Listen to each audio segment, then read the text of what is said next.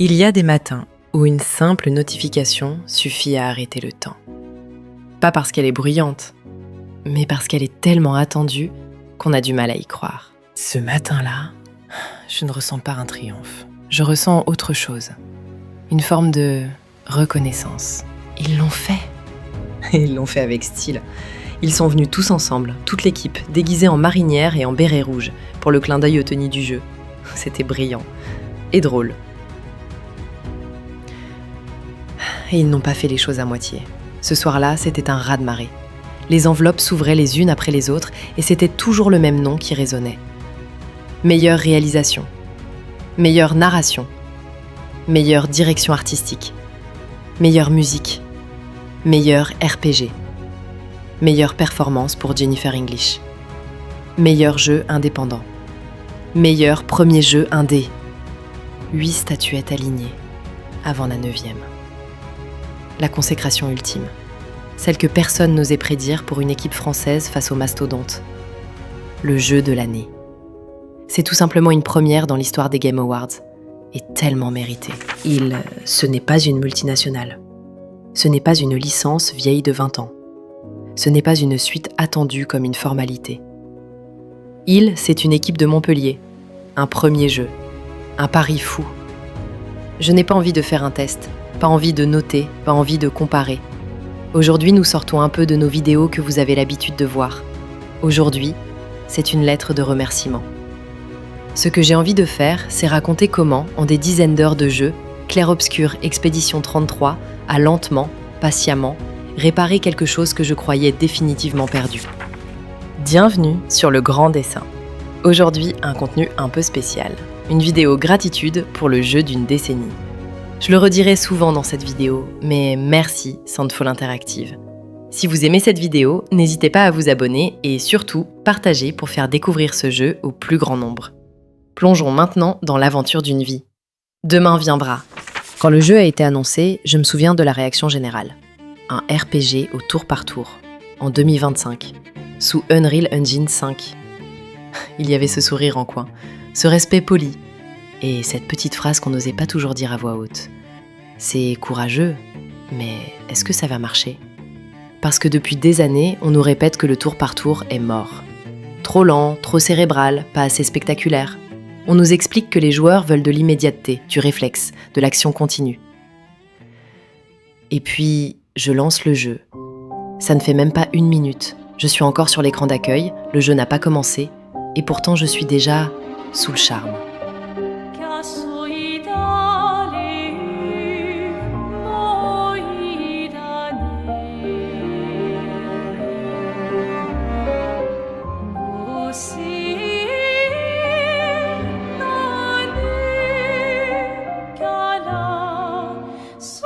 Un écran noir, une musique, rien d'autre. Je reste là, immobile, bouche bée, à laisser la première mélodie se dérouler jusqu'à la dernière note.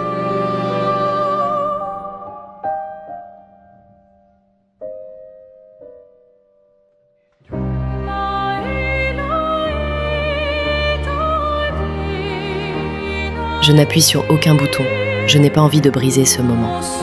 Le jeu n'a même pas commencé et je sais déjà que quelque chose est différent.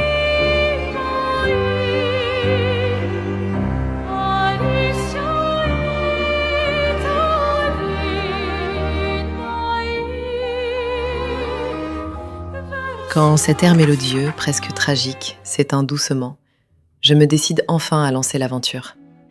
Et là, le choc visuel. Un panorama exceptionnel s'ouvre devant moi. Un Paris désincarné, méconnaissable, magnifique. Et cette musique encore, qui ne se contente pas d'accompagner l'image, mais qui semble présenter une époque, un monde, une histoire. Une musique qui me dit sans un mot de prendre mon temps, que ce que je vais vivre compte. Les premiers dialogues commencent, ils sont simples mais lourds de sens. Les visuels sont somptueux, l'écriture est déjà précise, maîtrisée, adulte. La cinématique s'achève et là, c'est la sidération, les graphismes. Honnêtement, je ne m'y attendais pas. Pas à ce niveau-là, pas venant d'une équipe de cette paille. La profondeur des décors, les couleurs, la lumière, la poésie qui se dégage de chaque plan. Rien ne cherche à en mettre plein les yeux gratuitement. Tout est là pour servir une émotion. Et puis vient le gameplay. Et à ce moment précis, je réalise que le jeu ne m'a pas séduit par surprise. Il m'a préparé. Dès les premiers combats, quelque chose cloche. Pas dans le mauvais sens, mais dans ce sens dérangeant, presque inconfortable, quand on sent qu'un jeu refuse de nous laisser jouer machinalement. Je ne décroche pas, je ne pose pas la manette, je ne me laisse jamais porter par l'automatisme. Chaque tour me regarde droit dans les yeux et semble me poser une question simple, presque brutale. Est-ce que tu es vraiment là ou pas ? La parade réactive change tout. Ce n'est plus une attente passive, ce n'est plus ce moment mort entre deux décisions. C'est une présence constante. Il faut lire l'ennemi, anticiper ses mouvements, respirer au bon moment, accepter que chaque attaque soit une menace immédiate. Le tour par tour cesse d'être une pause. Il devient une tension continue. Je me souviens très précisément d'un combat. 3e acte, un boss. Un affrontement long, usant, presque épuisant nerveusement. J'arrive à ce point de non-retour où tout peut basculer. Il me reste un seul point de vie. Un seul. La musique se fait plus discrète, presque absente, et mon cœur, lui, s'emballe. À cet instant, il n'y a plus de stratégie globale, plus de calcul à long terme. Il n'y a qu'une seule chose, une parade, une seule. Si je la rate, c'est terminé. À ce moment-là, je ne joue plus à un RPG au tour par tour. Je suis tendue comme dans un jeu d'action. Je transpire, je serre les dents, je retire mon souffle. Et quand la parade passe, quand l'attaque est arrêtée, je comprends. Ce n'est ni un retour en arrière, ni un hommage nostalgique. C'est une déclaration d'intention. Quelqu'un, quelque part, a décidé que réfléchir pouvait encore être intense, que la lenteur pouvait être violente, que l'élégance avait encore sa place. Et pour la première fois depuis très longtemps, je me sens pleinement respectée en tant que joueuse. Mais un grand gameplay ne suffit pas. Il faut un monde. Et ce monde-là, je ne l'ai pas simplement traversé. Je l'ai habité. Très vite, quelque chose change dans ma façon de jouer. Je ralentis, je m'arrête sans raison apparente, je regarde autour de moi. Cette ville n'est pas là pour être consommée, ni parcourue à toute vitesse pour valider des objectifs. Elle est là pour être observée, ressentie, respectée. C'est une belle époque malade, une architecture familière rongée de l'intérieur, comme si le monde continuait d'exister par habitude, sans vraiment croire à son avenir. Chaque rue raconte une fatigue ancienne, chaque bâtiment semble porter le poids de ce qu'il a vu, et chaque fissure dans la pierre annonce une fin qui approche, inévitable. Et puis il y a cette présence constante, écrasante, le monolithe. Cette structure immense qui surplombe le monde, visible presque partout, impossible à ignorer. Gravé sur sa surface, ce numéro, cet âge, affiché comme une sentence. Il ne parle pas, il ne menace pas. Il se contente d'être là, de vous regarder droit dans les yeux pour vous rappeler que vos heures sont comptées. À chaque instant, il impose une pression silencieuse. Ce n'est pas un simple élément de décor, c'est un rappel permanent, un compte à rebours inscrit dans la pierre. Le monde entier vit sous son ombre, et vous aussi. Et au sommet de tout cela, il y a la peintresse. Pas une ennemie classique, pas une figure caricaturale du mal, une idée, une entité presque abstraite. Elle ne détruit pas, elle efface. Elle décide que certaines existences doivent disparaître, comme on efface un dessin raté, sans colère, sans passion, simplement parce qu'elles ne méritent plus d'être conservées. Dans un monde réel saturé d'images, de contenus jetables, générés en 1 seconde puis oubliés aussitôt, vous avez imaginé un monde où créer est dangereux, où l'art n'est pas décoratif, mais définitif, où peindre, c'est exercer un pouvoir de vie et de mort sur la réalité elle-même. Et jamais le jeu ne vous l'explique frontalement, il ne vous prend pas par la main, il vous laisse ressentir, comprendre, assembler les pièces seul. Je me surprends souvent à m'arrêter, à ne rien faire, à regarder un pavé humide qui reflète une lumière fatiguée, une affiche déchirée qui parle d'un passé révolu, un réverbère tordu qui éclaire encore, par habitude, un chemin que presque plus personne n'emprunte. Tout est beau, tout est triste, et surtout, tout a un sens. Au fil de l'aventure, les mondes s'enchaînent, et aucun ne ressemble vraiment au précédent. Chaque zone a sa propre identité, sa propre logique visuelle, sa propre mélancolie. Des panoramas ouverts et vertigineux succèdent à des espaces plus confinés, presque oppressants. Des paysages baignés de lumière laissent place à des territoires rongés par l'ombre. Pourtant, tout semble appartenir au même univers, cohérent, réfléchi, maîtrisé. Et cette musique, qui résonne à chaque monde, chaque nouvel endroit, c'est tout simplement magistral.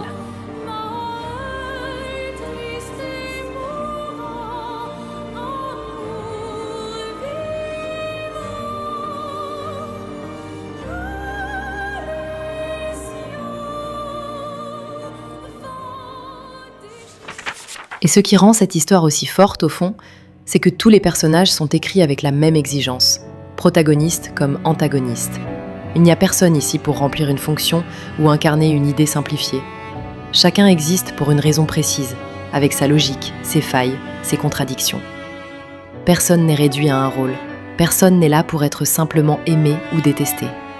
Les personnages avancent avec ce qu'ils sont, avec leurs peurs, leurs convictions, leurs renoncements.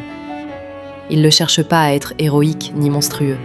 Ils cherchent à survivre, à comprendre, à donner du sens à ce qui leur arrive. Ce qui me frappe, c'est que le jeu n'oppose jamais le bien et le mal de façon frontale. Il oppose des réponses différentes à une même question. Accepter la fin, la refuser, la contourner, la combattre, la transmettre.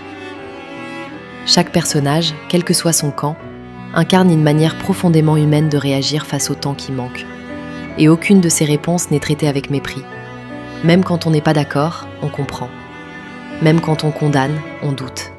C'est cette écriture-là qui fait toute la différence. Une écriture qui ne juge pas à la place du joueur, qui ne simplifie jamais, qui laisse de l'espace à l'inconfort, à l'ambiguïté, à la réflexion. Et c'est pour ça que ces personnages restent, parce qu'ils ne sont pas des figures de jeux vidéo. Ce sont des êtres confrontés à l'inévitable. Et face à eux, on ne se contente pas de jouer. On écoute, on observe, et on se reconnaît, parfois, là où on ne s'y attendait pas. Et puis, il y a la musique. Et là, il faut vraiment s'arrêter un instant. Parce que la bande-son de Clair Obscur Expédition 33 ne se contente pas d'accompagner l'aventure. Elle la porte, elle la sculpte, elle la résume en émotions brutes et subtiles à la fois. Ce que Lauriane Testart a accompli avec cette partition dépasse le simple accompagnement. Il a fallu plus de 5 ans pour créer cette musique, 154 pistes d'une durée totale de plus de 8 heures. Toutes pensées pour être autant de respirations émotionnelles entre chaque pas de notre expédition. Très tôt, dès les premiers thèmes, on comprend que la musique ne se contente pas d'orner les images. Elle raconte les lieux, les personnages, les peurs et les espoirs. Elle ne vous accompagne pas, elle vous parle. Et puis, il y a la voix d'Alice Duport-Percier. Elle creuse une émotion qu'aucune ligne de texte ne pourrait jamais exprimer à elle seule. Ses performances, dans des morceaux comme Lumière, Alicia ou Une vie à t'aimer, se chargent d'une mélancolie, d'une douceur, parfois d'une douleur si profonde qu'on a l'impression qu'elle chante nos propres émotions. Le choix de chanter en français et dans une langue inventée, à la frontière du latin, dans un univers qui pourrait si facilement avoir choisi l'anglais, donne à la musique une identité culturelle forte, presque palpable. Comme si le cœur du monde de Clair Obscur battait dans la langue de ses créateurs. Je me souviens, pour avoir vu sur les réseaux sociaux, la réaction des gens à ce fameux moment, à ce fameux combat où la musique Une vie à t'aimer a résonné. Comment la musique a commencé à jouer, d'abord imperceptible, puis comme une explosion qui nous a transportés, nous a choqués, comme jamais ça ne l'avait fait auparavant. Et ça, pour des milliers de joueurs dans le monde entier. Et là, au fond, j'ai compris. La musique de Clair Obscur ne s'est pas contentée d'habiller un jeu. Elle a créé l'âme du jeu. Elle m'a fait sentir ce que les mots seuls n'auraient jamais pu faire. Et pour ça, je vous remercie. Merci Lauriane, merci Alice. Merci d'avoir donné à cette aventure une voix, un souffle, un cœur. Parce qu'avec cette musique, Clair Obscur Expédition 33 n'est pas simplement un grand jeu. Il est une expérience qui reste avec vous, longtemps après que la dernière note s'est éteinte. Il devient éternel. Et quand le jeu se termine, il n'y a toujours rien à commenter. Mais cette fois, il n'y a pas de silence, il n'y a pas d'écran noir. Il y a la musique de fin qui s'élève doucement et le générique qui commence à défiler. Les noms apparaissent, un à un, des dizaines de personnes. Et je reste là, longtemps. Manette posée, regard fixé sur l'écran. Je ne zappe pas, je ne passe rien. Je laisse chaque nom défiler, parce que chacun d'eux a compté. La musique continue. Elle ne cherche pas à conclure brutalement. Elle accompagne, elle enveloppe. Et pendant que les crédits avancent, je sens tout remonter. Ce jeu m'a fait passer par toutes les émotions. J'ai pleuré, oui, plusieurs fois. Pas parce que le jeu me forçait à pleurer, mais parce qu'il m'a touchée profondément, honnêtement. J'ai ri aussi. J'ai été choquée souvent par l'audace folle. Et surtout, j'ai été pris aux tripes, du début à la fin. Je regarde ces noms défiler et je réalise à quel point ce jeu est le résultat d'un travail collectif immense. Chaque ligne du générique représente des heures, des doutes, des nuits trop courtes.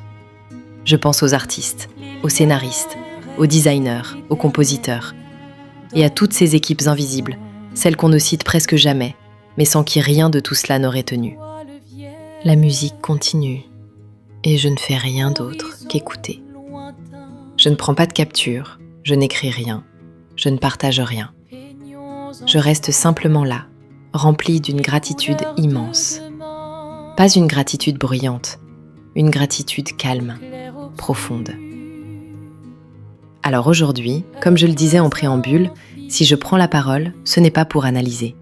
C'est pour mettre en lumière ce jeu et ce studio exceptionnel, et c'est aussi pour dire merci. Merci à Sunfall Interactive. Merci à toutes celles et ceux qui ont participé à ce projet.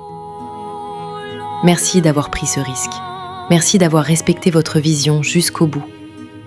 Merci d'avoir cru qu'un jeu pouvait être lent, beau, exigeant et profondément humain.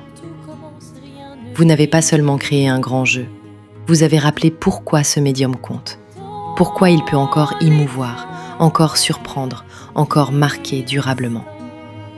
Vous avez rappelé que le jeu vidéo peut être un art du temps long, un art de l'émotion, un art de la transmission. Le générique se termine, la musique s'éteint doucement. L'expédition est terminée pour vos personnages. Mais pour moi, comme pour tant d'autres joueurs, ce que vous avez créé va continuer de vivre longtemps. Prenez votre temps. Demain viendra et on sera là.